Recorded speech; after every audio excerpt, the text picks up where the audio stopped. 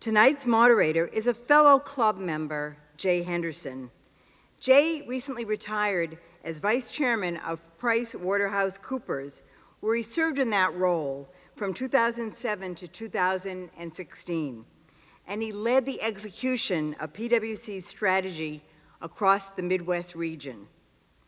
Throughout his career, Jay served in numerous board leadership roles of major nonprofit organizations. In fact, Jay is also active in the Chicago community and is the former chairman of the board to the Chicago Symphony Orchestra Association. In 2014, Jay led the successful search for the new president, Jeff Alexander, who is also here with us tonight. And now I'd like to introduce our honored speaker this evening. Cellist Yo-Yo Ma's multifaceted career is testament to his continual search for new ways to communicate with audiences and to his personal desire for artistic growth and renewal. Now, as the Chicago Symphony Orchestra's Judson and Joyce Green creative consultant, Yo-Yo is partnering with Maestro Riccardo Muti to provide collaborative musical leadership and guidance on innovative program development for the Nagawi Music Institute at the Chicago Symphony Orchestra and for Chicago Symphony Artistic Initiatives. Now, Yo-Yo's work focuses on the transformative power music can have on individuals and communities. Yo-Yo is strongly committed to educational programs that not only bring young audiences into contact with music, but also allow them to participate in its creation. He's been a national cultural advisor here in Chicago for the Chicago Public Schools Arts Education Plan and served as honorary chair of the Be Creative campaign. Through his work, he has demonstrated that culture should be an equal contributor with politics and economics to a productive society. So we're honored that he could join us here tonight. And I know my parents in their 90s are very excited because music is so important to people at all stages of their life. So now let's watch this brief video which highlights the impact of the incredibly important work being done by Yo-Yo Ma, the Chicago Symphony Orchestra, and organizations such as Ingenuity to enrich the educational experiences of students across the city through art. Thank you. Often bold, sometimes brash, but always brimming with vitality, the arts are part of the fabric of Chicago. Culture transcends politics and bridges boundaries to help us understand our city, our world, and our roles as global citizens. How many of you like to have conversations with your friends? We get to basically have conversations with our friends using our instruments. Chicago's Creative Schools Initiative has engaged nearly 1,000 local organizations dedicated to supporting arts education. This citywide project is focused on putting the arts back in our classrooms and providing a variety of enriching cultural experiences in our communities. The Chicago Symphony Orchestra and Judson and Joyce Green creative consultant Yo-Yo Ma have been deeply engaged leaders and extraordinary partners. It's pretty awesome playing with them. I feel like I have courage inside of me, and I'm like, oh my God, I can do this. There are some students that may not excel in sports or may not excel in math, but they have an opportunity to express themselves and be creative in the arts side. And arts covers a whole range of artistic activities and endeavors. So we felt this was an opportunity to do something special for the school system. We living in a city where winning is just a dream. Creativity is like the mother of everything. Today, comprehensive programs in visual arts, music, dance, theater, and drama are taught in K-12 classrooms across Chicago public schools. And principals are boosting their efforts to ensure a certified arts instructor is on staff in every school. The arts are so important, and children learn through the arts in a way that they don't learn through just reading a book or having a conversation. Advocates say culturally oriented curriculum sparks creative thinking, encourages innovation, and builds confidence. I see the students at their rawest state, where they feel that they don't have the confidence, that they feel that they can't do.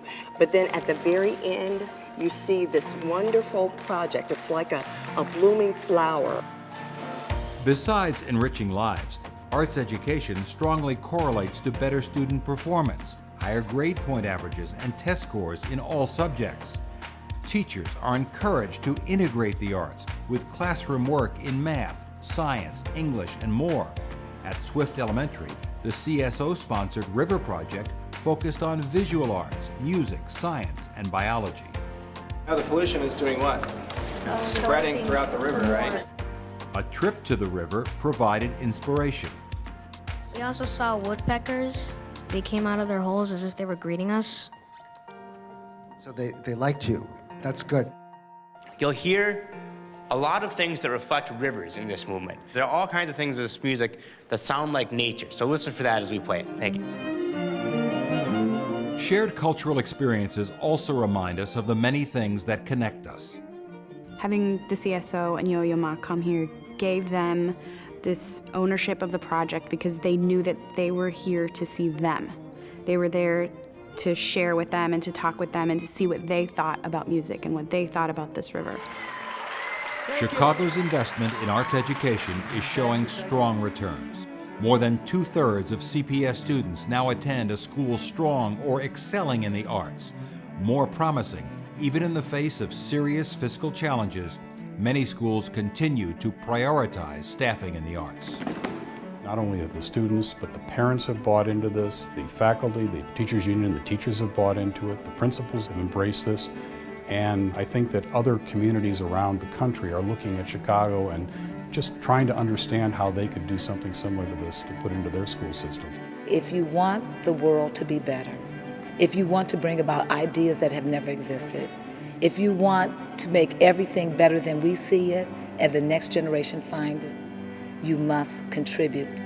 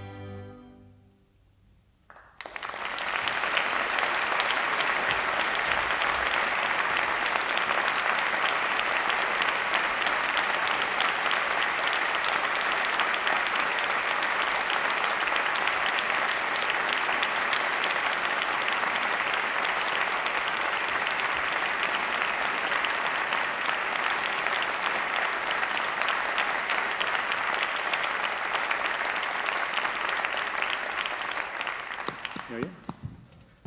Great to see you. How are you? That was great. Yeah, Did you love great. that? Yeah. Yes. Chicago Civic. Cool. All right. Well, good evening. I'm Jay Henderson, and you know, I just want to add my thanks again for outstanding young performers. Thank you for doing this for us all tonight. Yay!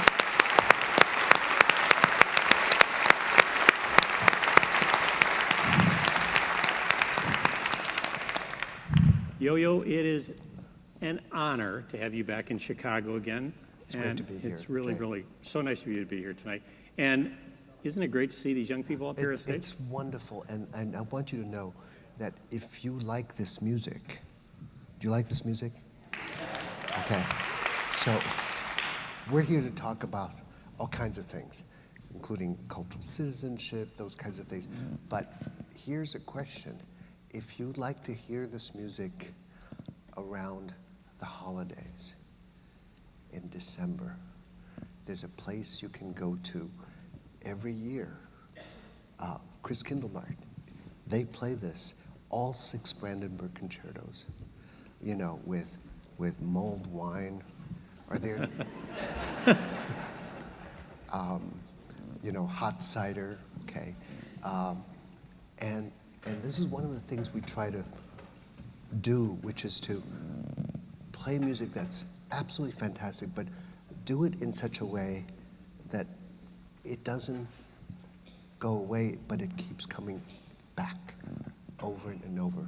The way that, who's here from Chicago who actually grew up in Chicago? That's Right. great, that's pretty good. Nice. And how many of you ladies saw the Nutcracker when you were young? Wow, that's a lot. And how many of you danced in the Nutcracker when you were young? Okay, There we go. a couple, that's right. Now, I want you to know that the Nutcracker is an example of a cultural thing that happened. I don't know how, but every ballet company has the Nutcracker, and in every city. And there's so many young girls that say, I want to be there. I want to be part of it, and becomes part of their memory. And we'd love to do that with the Brandenburg concertos, so that it's, you know, it's there forever for you to hear and to celebrate the holidays and to have just incredibly gorgeous, cheerful music. Yeah. That's one example. Like, you come to Chicago for Great the example. Chicago Symphony season, but that's outdoors. It's nice of you to recruit these people to dance again this year. That's good. Absolutely. Yeah. And we have a Nutcracker for people over 30.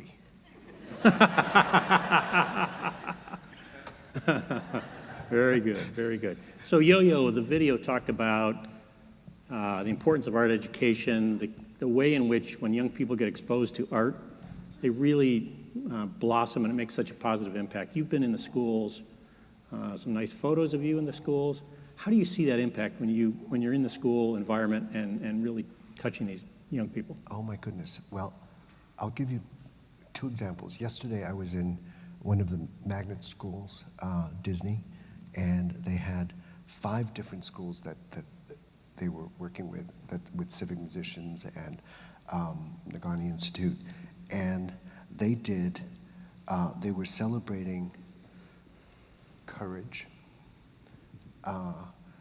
and they took a piece of music that's, or a story, a novel that's 400 years old, Don Quixote, Cervantes. And so the idea of the errant knight, what did he have? He had courage, he had an idea, and he pursued it, and he may not have gotten his wishes, but his life is what we remember. And then there was this piece of music by Richard Strauss, Don Quixote, which the civic musicians played, but they worked with these kids from 5 different schools. I think, I'm not going to remember all of them, Clinton, Agassiz, and Disney, and there were 2 others, Edwards, I think. And so some of them created theater, puppets, on courage, on what it meant, bullying, a present-day topic. So from that, so they brought up the topic of bullying, and it was kind of, we know that's an issue, but it was even more of an issue because in one of the schools, just a couple weeks ago, a kid committed suicide. So this was like, you know, a poignant way of actually being able to express something that you don't know how to deal with it, but you could deal with it. Yeah. And then they ended with slam poetry. And I could not believe, it was maybe the best thing I've ever seen of these kids all orchestrating themselves into coming in and saying things that were troubling, dark, pertinent, but they felt safe that they could say these things. They were not railing against somebody, but they were actually, these were their worries, and they were fearful.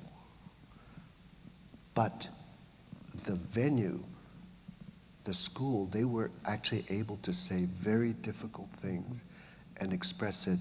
And the lady that was sitting next to me was the principal of Disney. She said, "Are we cultivating those values?"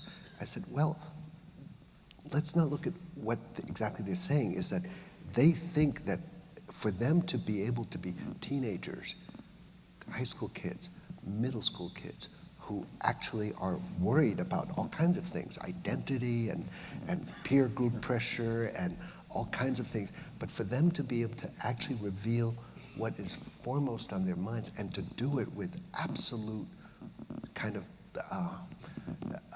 authenticity, and you know, you could feel that it was genuine. And then suddenly everything came together. You know, the complex orchestration of moving around and with the music and I thought that was one of the best demonstrations of why it's important. And without that arts foundational background, they probably don't get to that point, do they? No, I don't think so. And I think today in that situation, absolutely not, because you know, you would say it in class and then it would be an assignment and it would be something where I think it gets translated into a different way, and you're not individually, passionately, you know, declaring something. And then today, this morning, we were at Kenwood Academy, and Kenwood is remarkable because in the last 4 years, they developed an orchestra with, you know, with really a wonderful band director, different wonderful orchestra leader, and then there were people. And then Civic became involved, and one person that teaches there is going to be part of Civic next year.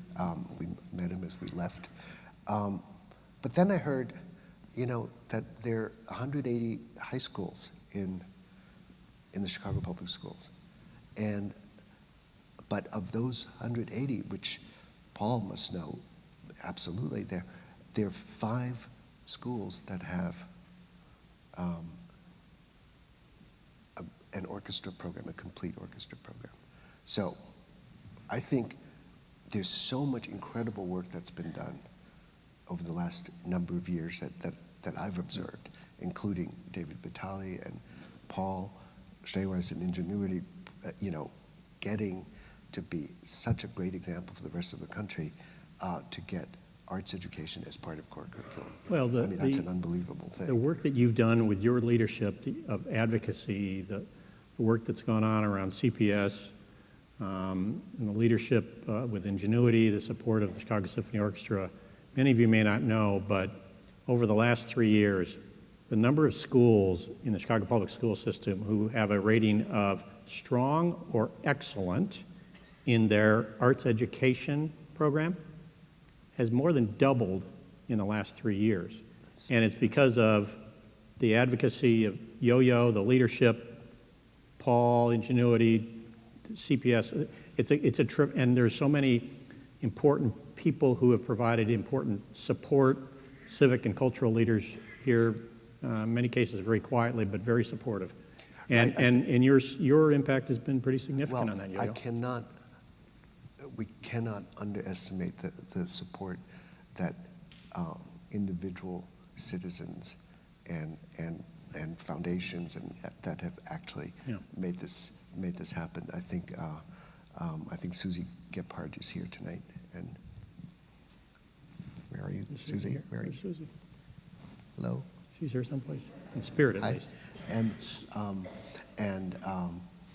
I think it's so the Be Creative campaign. So after you put the policy in place, what do? You have to raise money to actually get people to, and the Be Creative campaign is there, and that's something that's make a difference. That could make a difference. So Yo-Yo, you often talk about culture. How do you define culture? How do you think about that? It's very simple. It's whatever you think gets passed on that people remember. It's, if you're a parent, it's what you think, you hope your child will remember or to keep on or to be able to, and whatever you think is worth passing on, or what someone else thinks is worth taking in. And it's all about memory. And it's what, and I think that's what separates us from any other living form, is that we have that capacity to have memory. Like we could take an example, a safe example of Don Quixote, right? A 400-year-old story, and then it's safe to take that example. Oh, well, he's dead, he was crazy, or he was whatever. But what about us? You can then, and then you could do something about it and say, well, this is what it's those kinds of activity that make us, I had an interesting, we talked about, does anybody here know where the story of Rudolph the Red-Nosed Reindeer came from? You do, right? Tell us. Add jingle? Montgomery Ward, that's it. They wanted to sell more toys, right? And so here's where, a business said, we want new toys. And then something entered into the culture forever. Hopefully they sold more toys, but they created something that's never going to go away. So why do you think culture is so important then to individuals, society, just broader? I mean, why do you think that's so key? Well, the Constitution is culture. Tell me that's not important. So I think anything that is memory that's coded is, in science and the arts, is a building block. And by that I mean is something that is so good and solid that somebody else can take that has been done in the sciences, in the arts, and someone can build on top of it. If it's not strong enough, your building's not going to stand. But it's, in the legal profession, in business practices, and all these types of things, it's a brick, and it has to be really, really good. And that's why, that's why we spend so much time and effort to try and get to a point of not perfection. We were talking about perfection at Kenwood today, and said it's not that we're trying to not get to perfection. We want perfection, but if that's the only goal, then what you have is something that's dead, because we are not perfect. But we strive towards perfection, but it's the striving and how close you can get to it, and that's that extra place that between what you've achieved and where perfection is, that's where all the expression is felt. So when you gave a talk at the Nancy Hanks lecture series at the Kennedy Center on arts, and by the way, if you ever are looking for the greatest presentation about culture and arts, go to Yo-Yo's presentation at Kennedy Center on that. But you Or talked or about... you can go to sleep, whatever. No. But in it, you talked about the key to a vibrant society is sort of at the intersection of politics, economics, and culture, sort of that intersection. Can you talk about how you think about sort of that living in that space, that intersection? Absolutely. We are living in that intersection. You wouldn't be here if you weren't interested in culture, in education, in passing things on, creating value, and determining what, how best things are organized. The world of politics and economics and culture are, the intersection of that is the creative space. It's only when you separate those three that we get into trouble, because then we lose the capacity to understand what someone else is thinking. I don't think any one of you would be here unless you're interested in what some crazy cellist guy might be thinking, or what the Chicago Symphony is doing, or what, there's that basic curiosity of saying, of course I want to know what you're thinking and what drives you in your motivation, in your businesses, in your work, in your passions. Because when I'm playing music, I'm serving you guys. This is for you. It's not for me. So if I don't know who you are, and you don't care about me, then the possibility of whatever interaction that happens between you and me and us today, it'll be likely that you'll forget and you'll ask your partner in life to say, what did I do last night, honey? And if that happened, then we've wasted our time, because, you didn't need to be here, I didn't need to be here. But if we are here, we should try and make something of it, right? That's culture. So that's education. If you don't remember what you studied, was it worth studying? So you mentioned the Constitution, and I'll come back to that in a minute. So let's pick up on, I'll use the citizen theme, and you've often talked about cultural citizen, which is a pretty powerful concept if one takes it to an extreme. Can you talk maybe about how you sort of originally thought about that view and how you sort of have seen it applied? I'm not a wordsmith. I pick up words and put them around in different ways. Well, first of all, everybody's a citizen. Whether you vote or not, you're still a citizen, right? So the barrier for entry is once you're a citizen, is very low. I guess you pay your taxes, right? I mean, hopefully, because if not, he's gonna get on your back.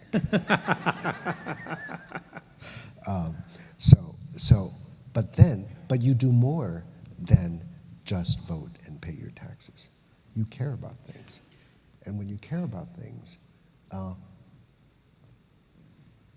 you give of yourself, right?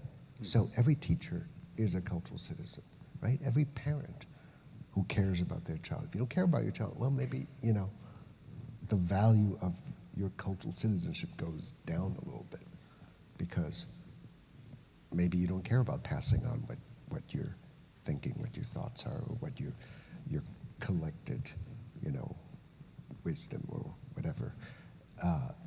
I think, but in terms of arts and sciences, I think in terms of what we want to pass on when the world is changing so quickly, that's a more difficult question. Mm-hmm. Because we say, okay, you must learn how to do this, because otherwise you won't get a job. Well, the problem is, if you know those things, you still might not have a job. And so we're kind of caught in a conundrum of being fearful of change. Some people welcome change because some of it is great for us. We benefit from it. But for others, we're kind of worried about what the next years will bring. And I care about the people who think about it because is there something we can do? Now, I made the maybe slightly silly comment is that if you don't know what to do, you can always go read a book. But there are more things, which is a cultural act, because you're putting your mind to studying something else.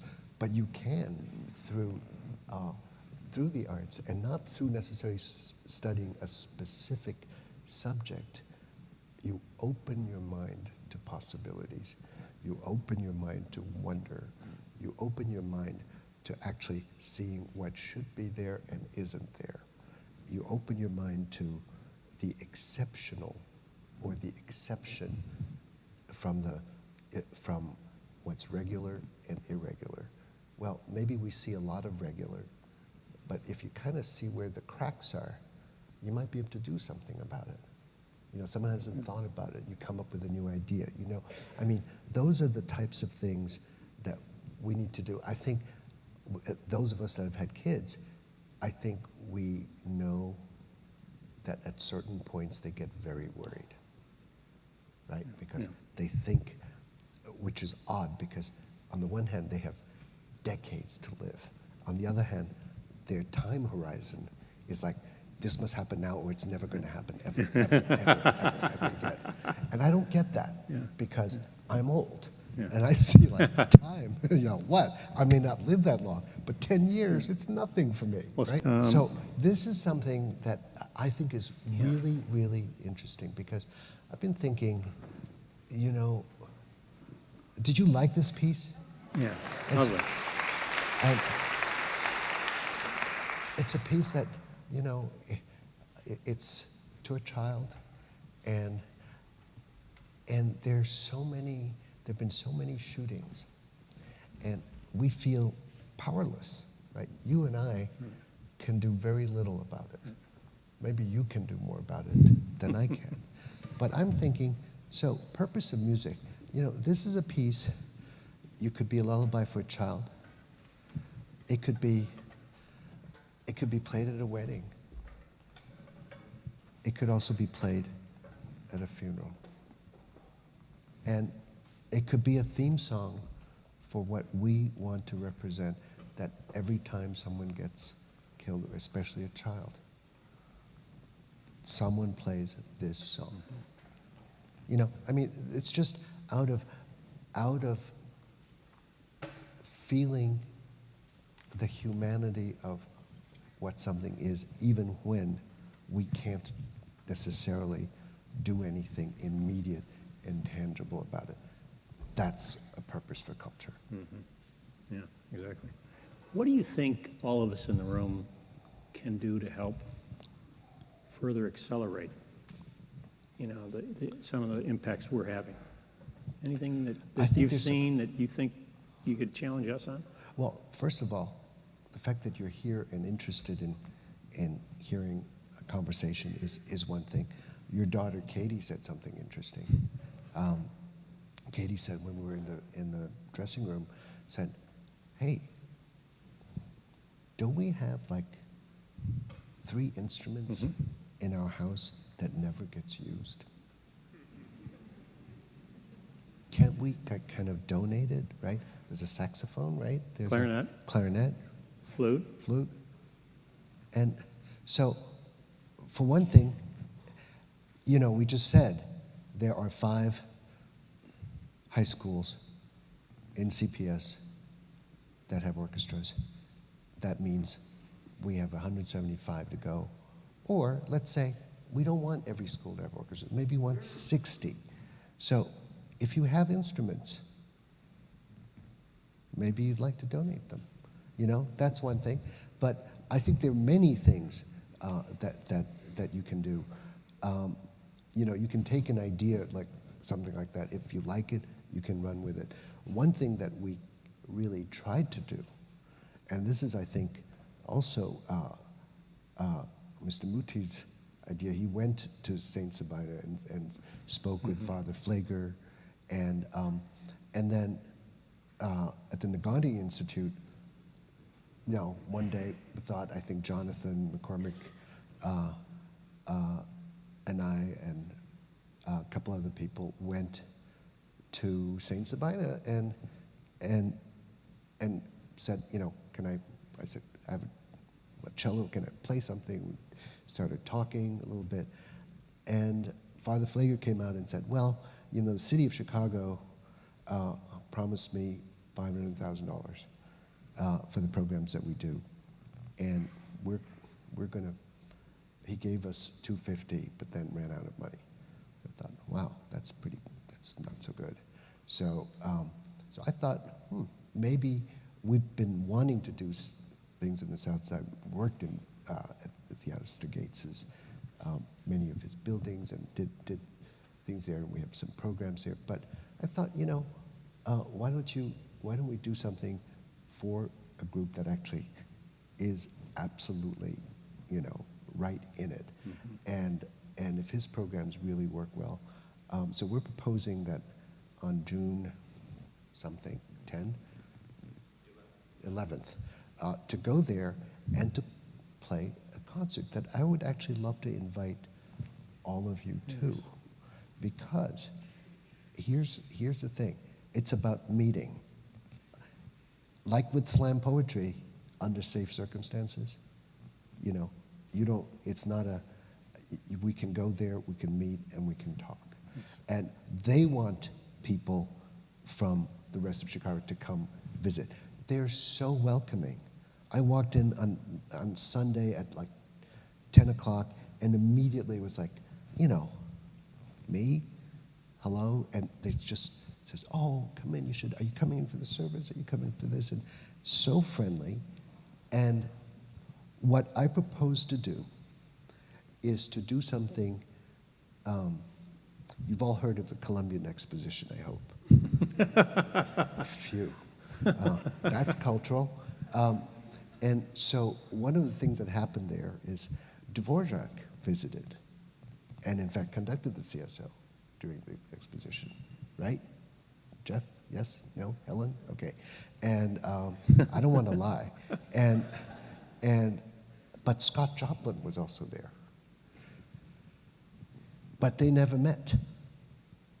Now, Scott Joplin wrote an opera called Treemonisha, and he was really, in many ways, self-taught. And so I would like to go there and have Dvorak and Scott Joplin played side by side, because they can now meet at St. Sabina's.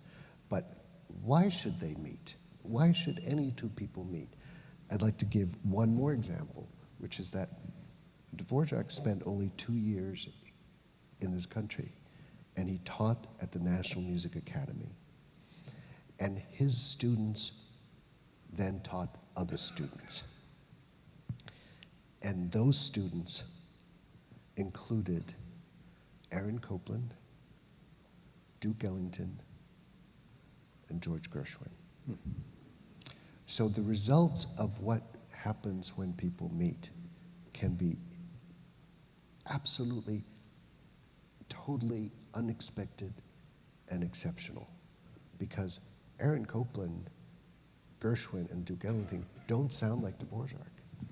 But he was the kind of teacher that said, no, you must take from whatever is around you and make something of it. That's culture. And to have those things performed at St. Sabina's, some by our musicians and some by some of St. Sabina's really wonderful musicians, and to do something together, I think could be the beginning of something, and Wonderful. Hopefully we can help them along. So that's instruments, St. Sabina's, Should we you want to take a question? You okay with Sure, taking sure, a question I love from the to floor take questions, but maybe they're asleep. Nobody wants to take a question. I mean, Is that Ted? Ted, question.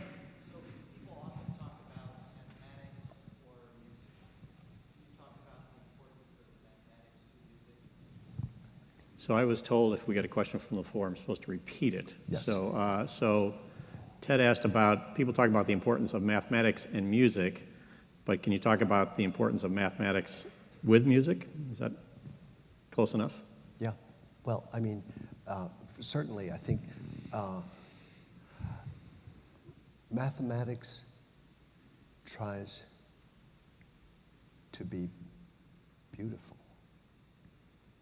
A proof is beautiful, and it tries to get to the essence of something, right? So there's the idea of, I was just talking with, we had an art summit, and I invited Eric Handel, who is the neuroscience person, won the Nobel Prize, and has written extensively on the brain and abstract art, and about the theory of reductionism, that, so much of science, you reduce things to a formula, then you can take that, that's a brick of culture, other people can build on. The same thing with art, what he thought with abstract art, that is, once the camera came into life, what did painters do? What did, right across the street, you can see the Kandinskys and you can see all that stuff. But in terms of music, I think all of music involves, the creation of sound is all about very precise measurements.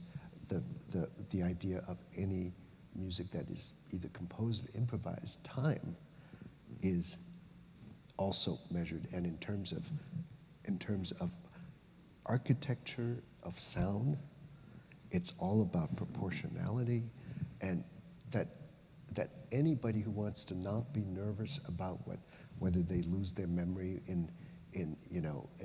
when they play a piece of music, if you know numbers and you know where you are in those numbers, you never get lost.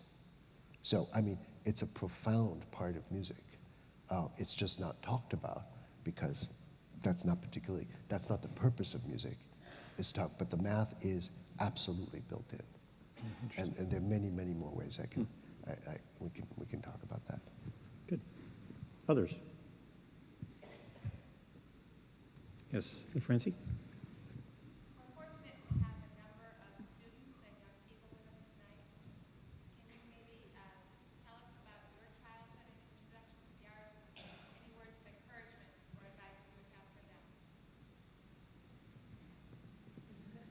You want to repeat that?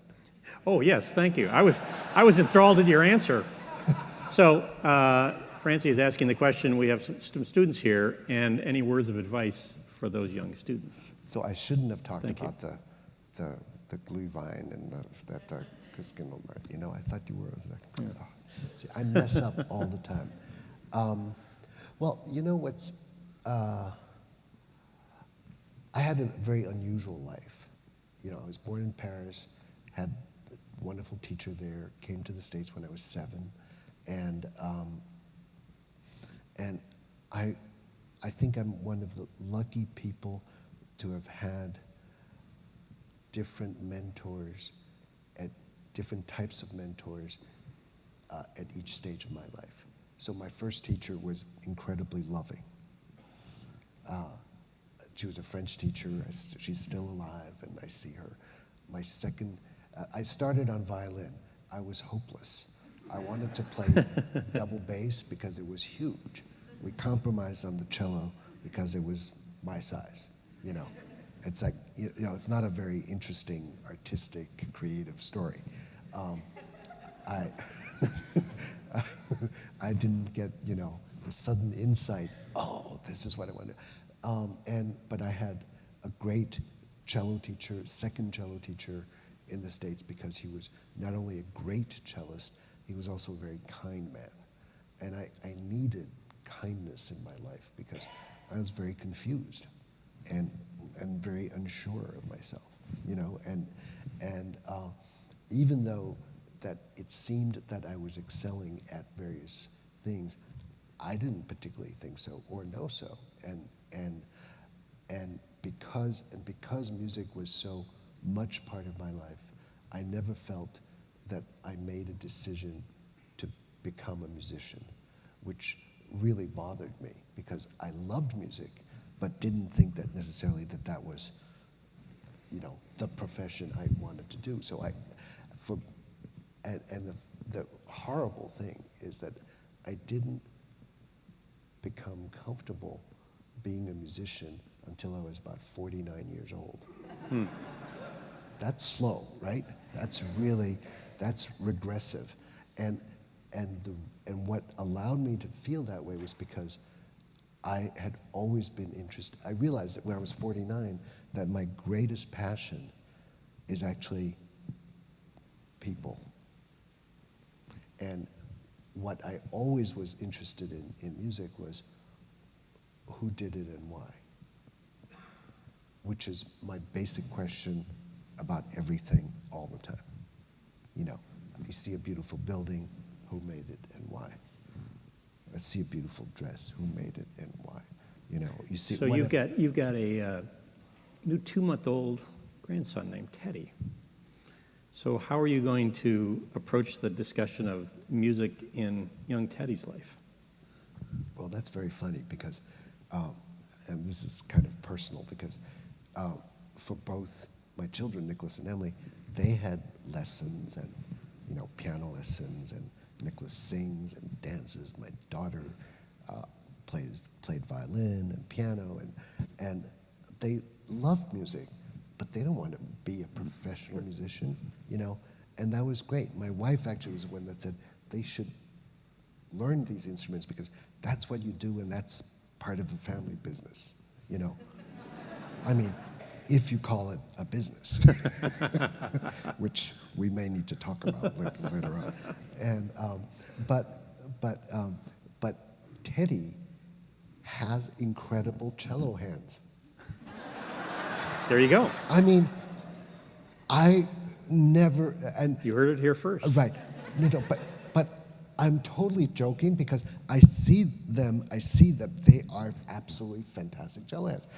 So I'm not advocating for, oh, you must play the cello, but we now joke about sort of like, oh, I'm going to teach him. I'll teach you everything I know. I'll teach you all the tricks. How about another question? Maybe one more question from the floor. Paul here? Steyrice, one of the guys responsible, along with David Vitale, for bringing arts into the core curriculum of the Chicago Public Schools. Yes.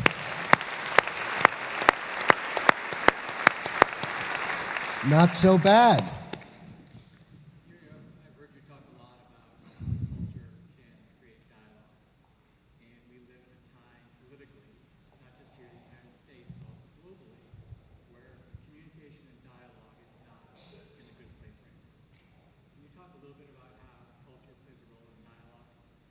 So the abbreviated version, he can say it much better than me, is could you talk a little bit about how culture can play an important role in dialogue at a very important time today?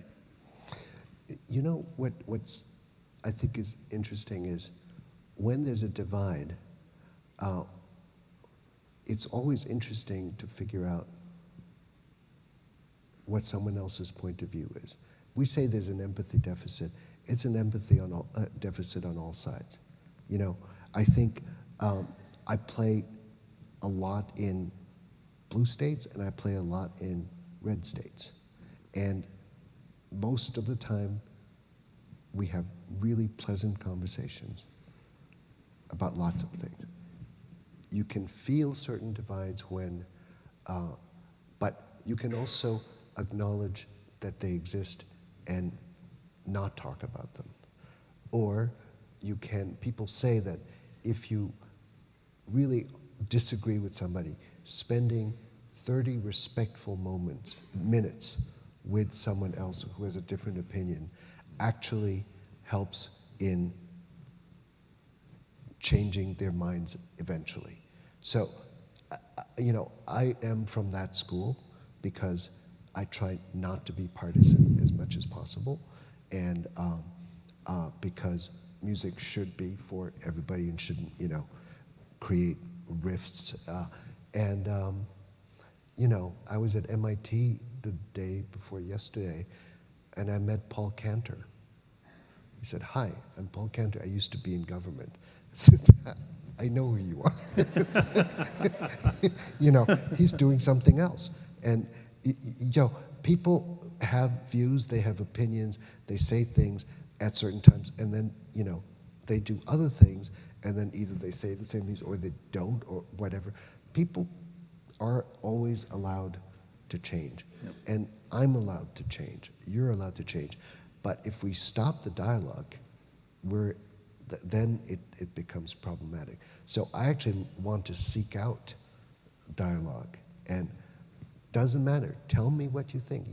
That's why we went to college, to understand people different from us. But we're so busy that I know that when I go home, I go tank up the gas for the car. I go into the grocery store. I make my stops, right? And very often that's it. I don't go further in my own community because I spend so little time there. But I do want to spend time in my community. I do want to spend time so I live in the People's Republic of Cambridge. Right? Okay. Now, where you live in an expensive place when the streets are torn up for longer than 3 years. Right? That's a sign that it's a really good neighborhood. And so one of the things I realized is, so Cambridge is, as you might have surmised, is very liberal, right? But something like Trump got 30% of the vote in Cambridge, and all of the city workers, almost to T, voted for Trump. So I started thinking,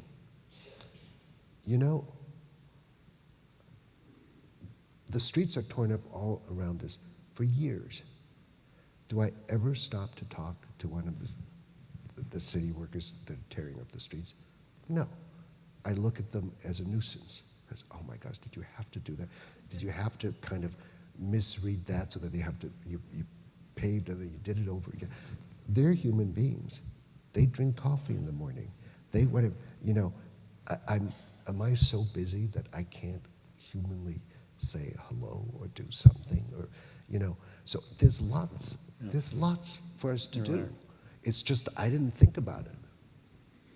Does that in any way approach or not? Or you want me to? That's good. Okay, we can talk further. So Yo-Yo, do you think we should share our little common bond with these? Oh yeah. So we were conjoined twins. So basically, and when they cut we're joined at the hip. It was a kind of a painful operation. Yeah, we have the scars. Right. Yeah, it's my right side and his left side. Yeah. And the problem is when people talk about nature nurture, well, obviously nurture made a big difference because and the sad thing is he was born just a couple hours earlier. On the very same day. And the two of us. And what's troubling to me, he looks a lot younger than me, doesn't he? But by 2 hours, he's got me. But I am so resentful that a couple of hours could result in so many inches difference. All right, so it's terrible. So we're twins separated at birth. So when we met, it was like long total lost bond. Oh yeah, it was great. Katie now has an uncle, and it's all very, very, very. Hey, before we go to our little music interlude here, final performance, I would say Yo-Yo and I would like to recognize Joyce and Judson Green for their significant support to provide an opportunity for Yo-Yo and many other people to make the impact that they do in this community. They're not here this evening, but if they were, I'd ask them to stand up and applaud. But we're going to give them a round of applause anyway for Joyce and Judson. Absolutely. So do you want to, do you want to introduce our last performance here? So a couple of Christmases ago, we had some wonderful brass players at Civic, and they wanted us to play this piece. And so we're going to play this piece. It's absolutely gorgeous, by Handel, and then we're going to follow that with the person Dvorak didn't meet at the Columbian Exposition, which I don't expect any of you to have been there to have missed. So it would be a Scott Joplin rag. Good. Well, before we let you go, I want to just say thank you for not only sharing your musical talents, but importantly, sharing your strong leadership in the community. We are very fortunate to have you here and for what you do. So thank you very much, Yo-Yo. Well, thank you very much. Thank you. Civic members, I wish you knew every single one of them and knew more of their stories, because they are, the work that I've seen them do at schools, it's so centered and relaxed and warm and friendly. You know, you would want them in your schools. But the one thing that I asked them, I don't know if you've delivered on. Is there a name? So I asked them to have a name for our group because, you know, we're playing for the first time. So what's the name? There are a lot of ideas. I think we settled on Shelby Nugent All-Stars. Shelby Nugent All-Stars. All right.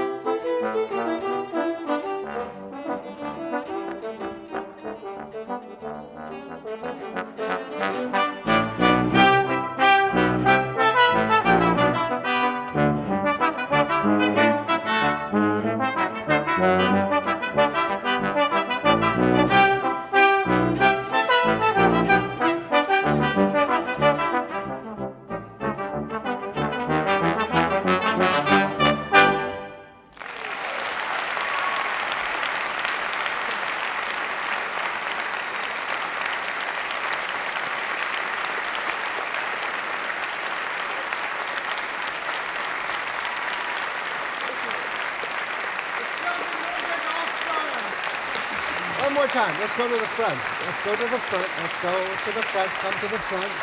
To the front.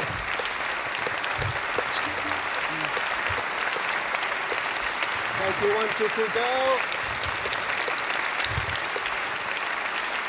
Thank you.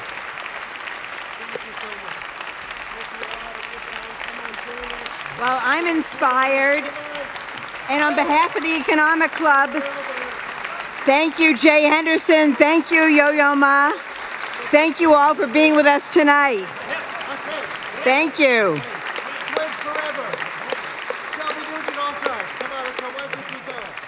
Thank you. Thank you so much. Thank you.